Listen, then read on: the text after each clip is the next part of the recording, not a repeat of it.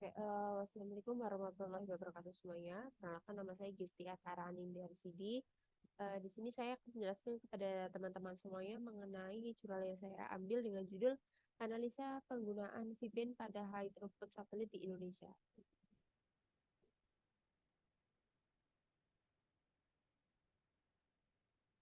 Oke, di sini saya akan menjelaskan mengenai latar belakang dari jurnal yang saya ambil, yaitu adalah komunikasi satelit menjadi solusi alternatif terbaik untuk mencukupi kebutuhan akses data di seluruh bagian Indonesia. Jadi maka dari itu teknologi HTS atau High Throughput Satelit itu merupakan salah satu cara yang sangat memungkinkan untuk bisa menyelesaikan permasalahan jaringan komunikasi di Indonesia. Jadi penggunaan frekuensi yang tinggi itu tentu menghasilkan rekaman yang tinggi juga dalam propagasinya.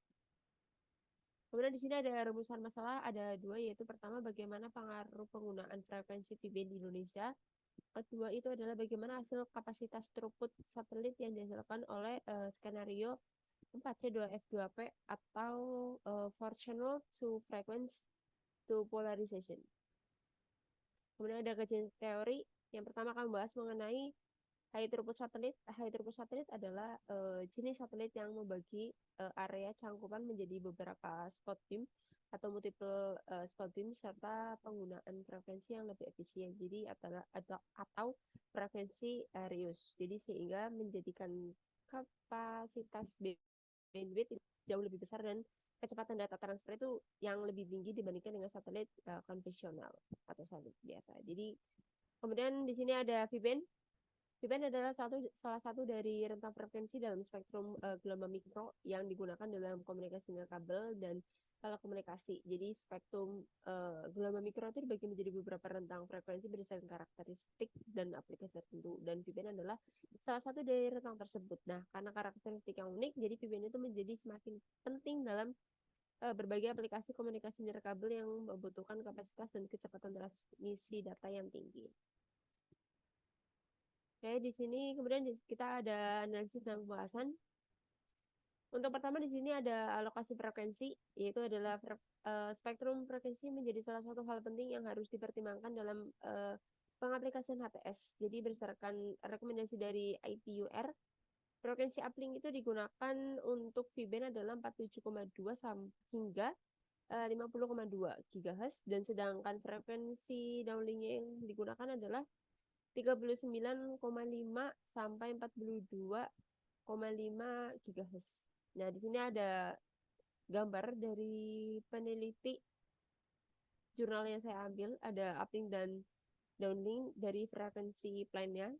Karena di sini pakai VBand, tentu saja untuk uplinknya itu 47,2 hingga 50,2 dan downlinknya itu 39,5 hingga 42,5. Dan di sini untuk uplink frekuensi plan-nya itu dari penulis atau peneliti adalah sekitar 48,2 GHz dan downlinknya 40,5 GHz. Kemudian di sini ada link budget. Link budget merupakan salah satu hal penting yang menentukan kualitas suatu sistem komunikasi.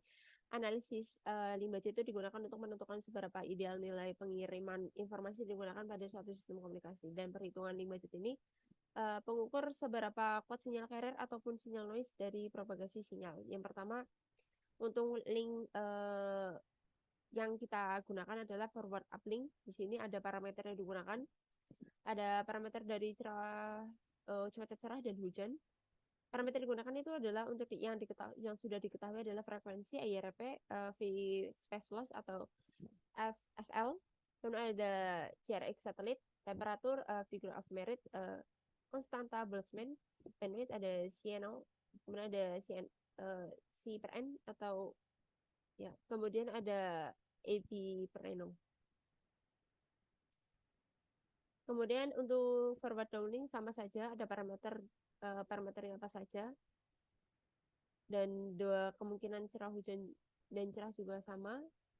Kemudian untuk return uplinknya juga sama.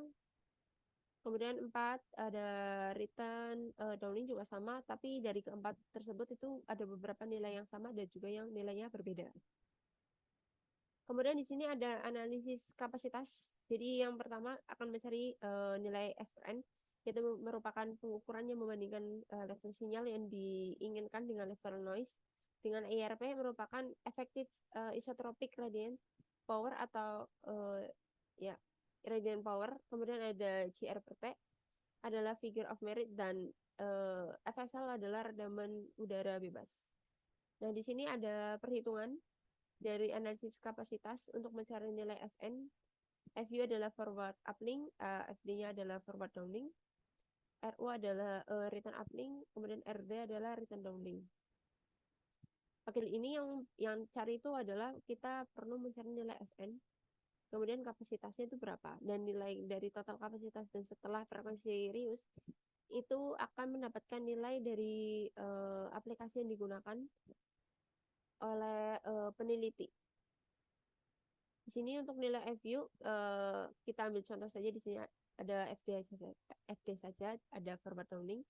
RP dibagi dengan FSL dikalikan dengan CR per T. Sebagai contoh 72 per 215,46 itu nilai forward downlink itu diambil dari yang sini. RP-nya berapa? Terus figure of merit-nya berapa? Itu. Free pass loss-nya juga berapa? Itu dimasukkan. Itu untuk perhitungan dari cerah. Sebagai contoh di cerah.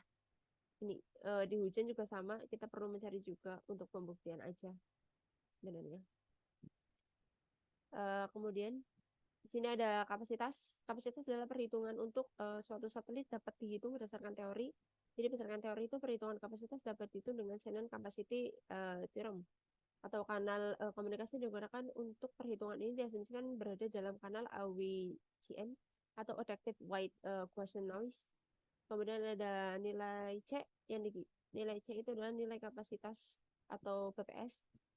P adalah bandwidth, S per N adalah nilai signal to noise ratio dengan parameternya itu M per W. MW yaitu adalah miliwatt. Kemudian pada perhitungan ini akan dilihat dari nilai cuaca cerah. Di sini ada FD. Nilai B adalah bandwidth dimasukkan berapa, kemudian ada log 2, kemudian 1 ditambahkan nilai SN. SN adalah signal to noise ratio. Sebagai contoh di sini. Kita ambil contoh meskipun nggak di forward aja, forward aja. Jadi pertama itu ada nilai bandwidth yang diketahui berapa. Kemudian setelah bandwidth itu ada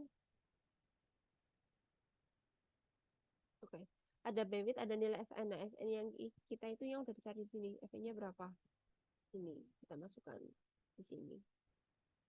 Ya, dan nilai SN itu kan kita itu baru dB. Nah, kita itu jadikan ke miliwatt. Itu jadinya nilai kalau di FD itu adalah 17,82. Jadi nilai akhirnya adalah 2117,42 fps.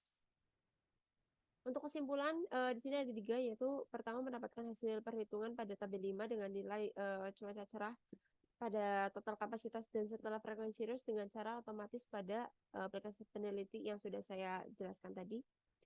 Kemudian kedua itu penggunaan frekuensi VPN di Indonesia itu menghasilkan nilai redaman hujan yang sangat tinggi. Nilai redaman juga dapat dari aplikasinya. Kemudian hasil hal ini tuh mengakibatkan nilai CRN yang dikirim dari satelit ke stasiun bumi itu sangat rendah dan mengakibatkan kekuatan sinyal yang cukup lemah. Ketiga ada nilai kapasitas yang dapat dicapai dengan frekuensi VPN sangat besar dengan total akumulasi dapat mencapai 2 triliun bps dengan jumlah multi spot BIM sebanyak 550 spot. Tanya itu dipakai satuan dari luar, triliun aslinya itu juta. Oke. Kemudian berdampak dengan sangat baik untuk cakupan area Indonesia dengan ukuran footprint-nya itu sebesar 66,41 km dianggap cukup merata untuk wilayah Indonesia. Sekian presentasi dari saya. Wassalamualaikum warahmatullahi wabarakatuh. Maaf bila ada kesalahan semuanya. Terima kasih sudah menonton.